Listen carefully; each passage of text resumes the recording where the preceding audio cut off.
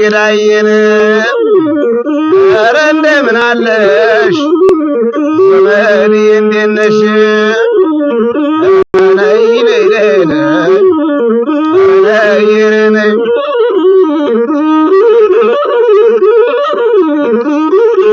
አህ እንደምን አለሽ ታናሽና ታላቅና ትወልድና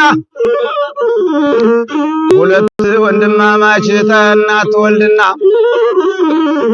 ታናሹን አግኝቶ ታላቁ ያጣና ያ ታላቁ ወንድሙ እባክህ የእናቴ ልጅ ላበድረኝ ብሎ ይለውና እሙት የእናቴ ልጅ የለኝም ይልና በጎረቤቶቹ ማጭድ ይዋስና በልግ ባለበት ሀገር ሄዶ ይሞትና ለታናሽ ወንድሙ መርዶ ይመጣና አውጡልኝ እህሌን ይነፈርለት አውጡልኝ እህሌን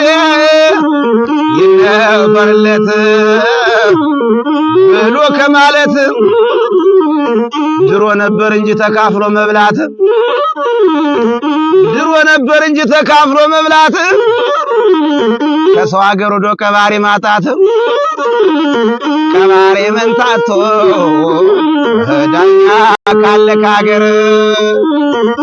እኛን ያሳዘነን ያሳማሚው ነገር ገዳዬን